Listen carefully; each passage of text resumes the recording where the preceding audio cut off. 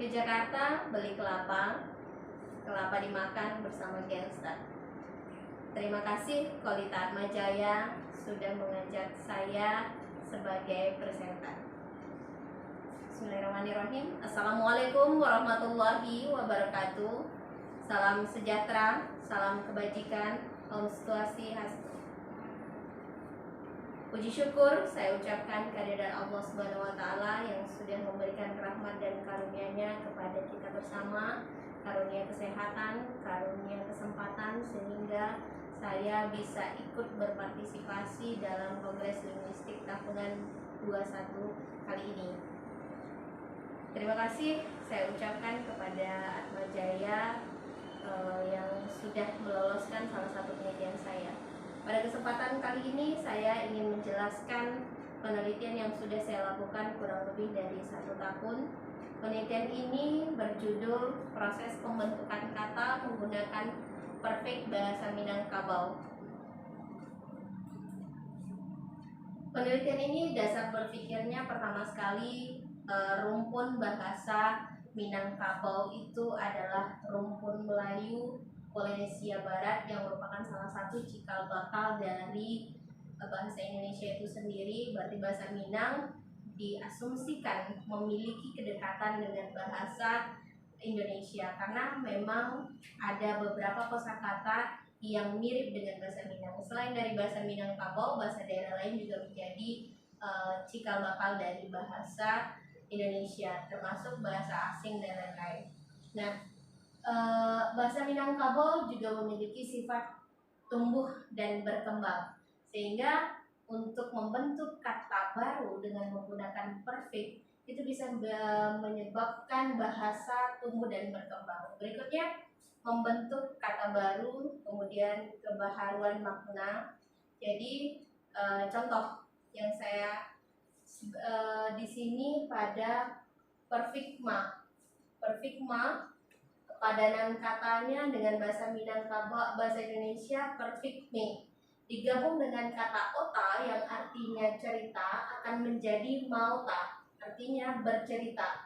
Dengan adanya pembentukan perfect pada kata dasar ota akan membentuk kata baru menjadi maota. Nah, itu dasar pemikiran mengenai pembentukan kata berdasarkan perfect. Kemudian teori yang mendukung ini adalah teori Grammar-Moses. Dia menjelaskan bahwa ada perfect bahasa Minangkabau itu sebanyak 24 perfect dalam pembentukan kata. Metode penelitian ini saya menggunakan metode deskriptif kualitatif, yaitu penelitian yang menjelaskan tentang cara memandang permasalahan lebih mendalam untuk memberikan pemahaman tentang suatu objek penelitian. Nah, penelitian ini merupakan pendekatan kualitatif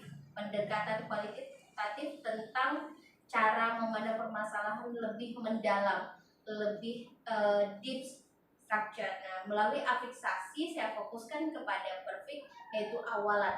Jadi memang fokus di awalan saja akan dibahas tentang penelitian kali ini, khusus di bahasa Minangkabau. Kemudian teknik pengabsahan teknik analisis data yang saya lakukan, pertama menginventarisasi data yang termasuk ke dalam perfect bahasa Minangkabau, kemudian mengklasifikasi data perfect dalam bahasa Minangkabau, melakukan pembahasan tentang perfect bahasa Minangkabau, kemudian merumuskan kesimpulan dan saran. Kurang lebih metodenya seperti ini saya lakukan. Nah, dari hasil penelitian yang saya temukan, pertama adalah perfect ma. Padanan bahasa Indonesianya adalah me.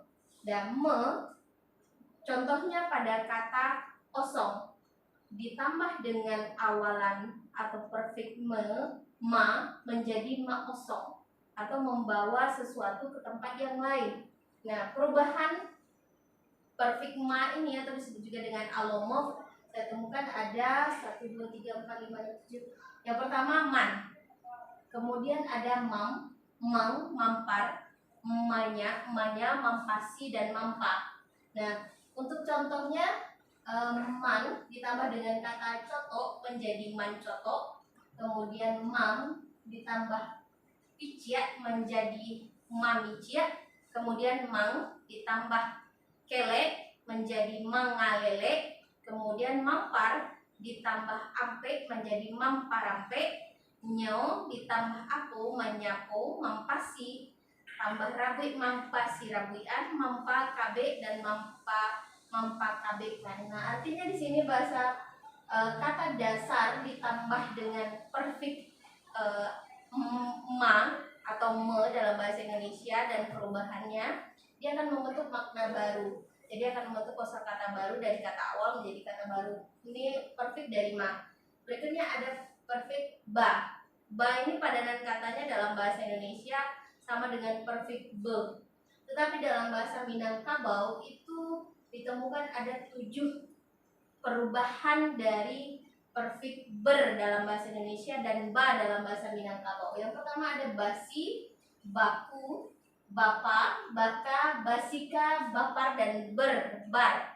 Nah, contohnya basi ditambah rabui, basi rabui. Kemudian baku ditambah lama, baku lama. Bapa tambah kete, bapa kete. Baka ditambah ringan, baka ringan. Kemudian basika tuntang menjadi bakasi tuntang. Kemudian bapar ditambah aman, baparaman. Kemudian bar ditambah ampe, baparampe. Nah, itu perfix yang berawalan ba atau ber. Berikutnya ada yang perfix berawalan pe. Dalam bahasa Minang, pa. Nah, pa juga mengalami perubahan peng, penge, pam, par, dan pan. Kemudian ada perfix di. Di dalam bahasa Minangkabau ada perubahannya. Ada 2 perubahan. Yang pertama dipar dan dipa. Dipar itu contohnya dipar ditambah ampe, diparampe. Kemudian dipa ditambah dengan singke menjadi dipa singke. Nah, posisi di sini bukan sebagai preposisi tetapi sebagai imbuhan. Kemudian ada perfix ka. Ka ditambah duo menjadi K2. Di sini imbuhan bukan sebagai kata depan. Kemudian ada perfix pi. Pi dalam bahasa, saya tidak menemukan pi ini padanan katanya di dalam bahasa Indonesia. Pi, contoh kata pi, pi ditambah tutua menjadi pi tutua. Kemudian ada perfix ta. Ta perubahannya ada 4 perubahan. Yang pertama tapa, tasi, tar, dan tapar.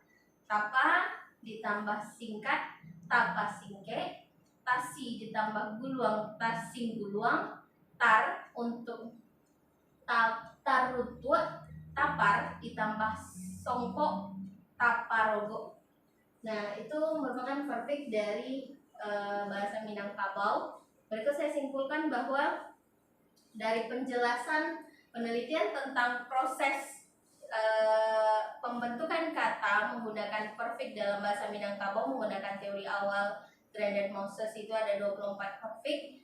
Saya temukan sebanyak 33 perfix. Yang berbeda di situ adalah perfix mang, manga, mam, pang, peng, pam, pi, dan ma, dan basika. Nah, dari ke 1, 2, 3, 4, 5, 6, 7, 8, 9 perfix ini yang belum dimunculkan oleh Grandin Moses. Dalam penelitian kali ini saya memunculkan bahwa bahasa Indonesia dan bahasa Minang berada pada satu wilayah yang sama atau berada pada rumpun Austronesia yang sama, yang notabene kedekatan bahasa Indonesia dan bahasa Minang itu juga berpengaruh pada perfix yang digunakan. Nah, jadi makanya ada tambahan perfix dalam bahasa Minangkabau. Demikian penjelasan dari saya hubungan dengan pembentukan perfix bahasa Minangkabau. Salah dan janggal saya mohon maaf. Saya sudahi dengan wabillahi taufik wal hidayah. Wassalamualaikum warahmatullahi wabarakatuh.